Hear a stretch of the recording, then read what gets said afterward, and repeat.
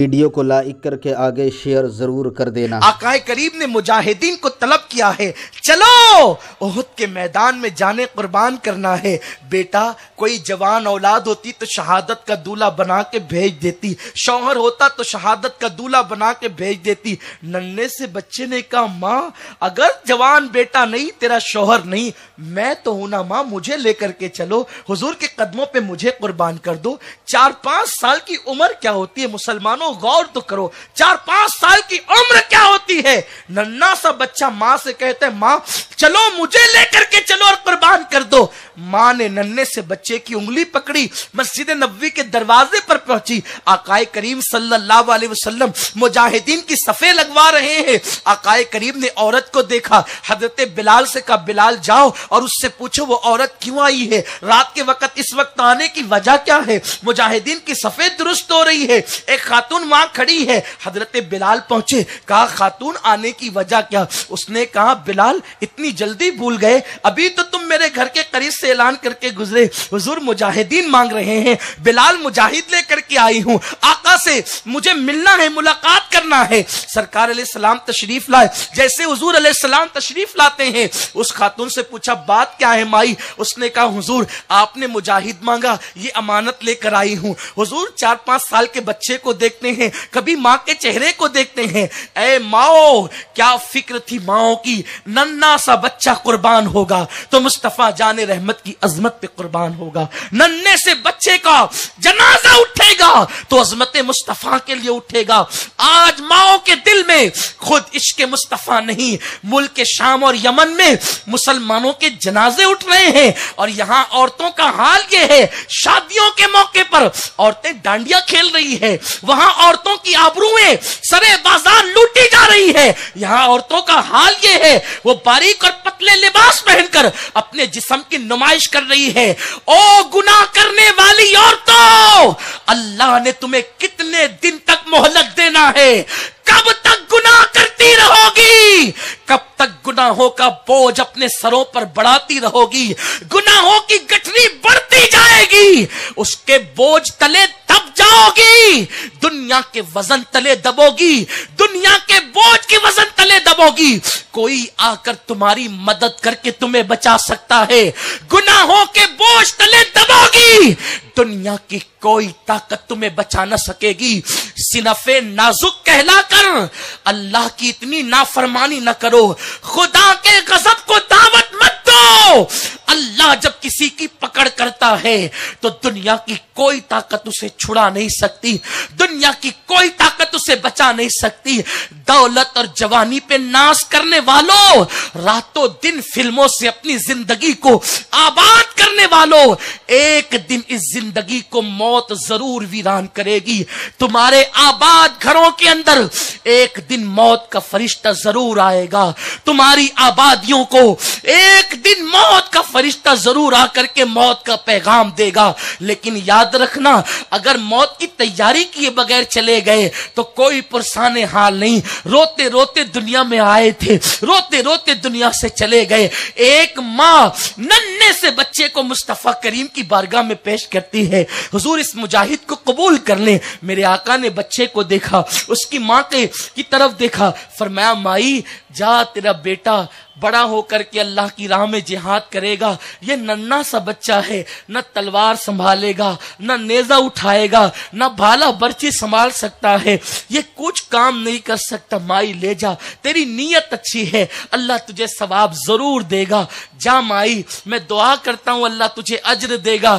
ماں ہاتھ پکڑ کر بیٹے کو پلٹنے لگی، بیٹے نے ماں کا ہاتھ پکڑ کر دبایا اور روک لیا، حضور کی طرف دیکھا اور کہا یا رسول اللہ میری ماں نے تو مجھے یہ کہا تھا کہ نبی کی بارگاہ میں آنے والا کبھی کوئی خالی نہیں جاتا، میں خالی کیسے جاؤں گا؟ یا رسول اللہ میں تلواریں نیزے بھالے نہیں اٹھا سکتا، یا رسول اللہ آپ پر آنے والے تیروں کو میں اپنے وجود پہ روک تو سکتا ہوں، آپ کے لیے میں ڈھال تو بن سکتا ہوں، زخمیوں کو میں پانی تو پلا سکتا ہوں، مجھے بتاؤ یہ فکر بچوں میں کس نے پیدا کی تھی؟ ماں کی تربیت نے پیدا کی تھی۔ اے خاتون جنت کی کنیزوں، آج ہماری بچیاں بڑی ہو کر پتلے لباس پسند کرتی ہے، چھوٹی آستین کے کپڑے پسند کرتی ہے، کیوں؟ بچپنے سے ہم ان کو وہی پہنا رہے ہیں۔ बचपन से वही शौक है, इसलिए कि तरबियत बढ़ती जाती है तो शौक भी बढ़ते जाते हैं। और बचपने ही से तरबियत जो होती है ना, तो वो फिक्र परवान चढ़ती है। सैयदा फातिमातुज़ ज़हरा 4 साल की बच्ची है। उनकी अम्मी जान बहुत मालदार थी, सैयदा खदीजतुल कुबरा, मलके तुज्जार कहलाती थी। 4 साल की फातिमातुज़ ज़हरा के लिए कीमती जेवर खरीद करके लाए। हुजूर अलैहिस्सलाम से अर्ज किया, या रसूल अल्लाह, हम फातिमा को अपने हाथों से जेवर पहनाएंगे। हुजूर ने जेवर पहनाए अपनी बेटी को, 4 साल की बेटी को। सैयदा खदीजा ने जेवर पहनाए, दोनों ने मिल के पहनाया। सैयदा का नसीबा क्या था, कैसे बाप की बेटी थी। मेरा तो दिल ही नहीं भरता कि उनको किस अलकाब से याद करूं। मेरा दिल तो चाहता है कि अल्लाह मेरे लिए कुछ ऐसे अल्फाज अता कर दे, कभी कभी वो अल्फाज दे दे कि मैं सैयदा फातिमातुज़ ज़हरा की सही तारीफ को किसी अंदाज से अर्ज कर सकूं। हक तो कोई अदा नहीं कर सकता, हक तो अदा करना किसी के बस में है ही नहीं। सैयदा फातिमा जमीन पर यूं है जैसे अर्श पर फर्श, फर्श के ऊपर अर्श आ गया है, अर्श फर्श के ऊपर आ गया है। 4 साल की है। 4 साल की बच्चियां क्या होती है, 4 साल की बच्चियों को शऊर क्या होता है, लेकिन माँ बाप की गोद कितना मुकद्दस बनाती है। माँ बाप ने मिलकर जेवर पहनाए। सैयदा फातिमा घर से बाहर निकली और थोड़ी देर के बाद अंदर आई, सारे जेवरात गायब हैं, सारे जेवरात गायब हैं। माँ बाप ने नन्ही सी बच्ची को देखकर पूछा, फातिमा बेटी इतने शौक से तेरी अम्मी ने जेवरात लाए थे, किया क्या?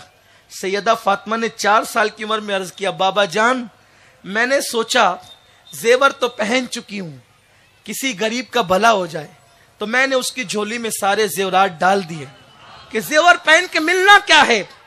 4 साल की उम्र में जिसकी सखावत का आलम यह है, 25 साल की उम्र में उसकी सखावत का आलम क्या होगा। यह तरबियत का घर का असर है। सैयदा ने आंख खोल करके देखा था कि मेरे बाबा ने कभी किसी साइल को खाली नहीं लौटाया। सैयदा ने देखा था यहां आने वाला कभी खाली नहीं जाता, खुद भूखे रहकर दूसरों को खिलाया जाता है। घर के माहौल का असर बच्चों पर पड़ता है, घर के माहौल का असर। जहां रात दिन लूट खसूट की बात होती हो, जहां रात दिन झूठ फसाद होता हो, वहां के बच्चे भी कभी सच बोलेंगे। घर में पड़े हुए हैं, बुलाने वाले के लिए बच्चों को बेचते, कह दो नहीं है। घर में मोबाइल है, बच्चों से कहते उठा के कह दो अब्बा काम में मसरूफ है, कोई काम नहीं है। झूठ तो तुम सिखा रहे हो, तुम सच सिखाने की तरबियत करने आए थे, झूठ तुम सिखा। जब यही बच्चा तुमसे झूठ बोलेगा कल, कितना दिल दुखेगा। झूठ किसने सिखाया? हमने सिखाया। चोरी किसने सिखाई? हमने सिखाई। एक शख्स को जब डकैती की बुनियाद पर फांसी की सजा दी जाने लगी तो उससे पूछा गया तेरी आखिरी ख्वाहिश क्या है? उसने कहा मेरी मां से मिलना मेरी आखिरी ख्वाहिश। गया मां के सामने, कहा कि मां के कान में कुछ कहना है।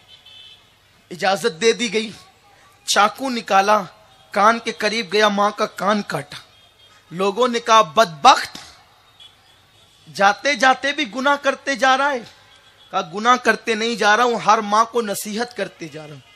ये जो डाकू बनाया है ना, इसी मां ने बनाया है। पहली मर्तबा चोरी की थी, मां के कान में आके कहा था मां ये चुरा कर लाया।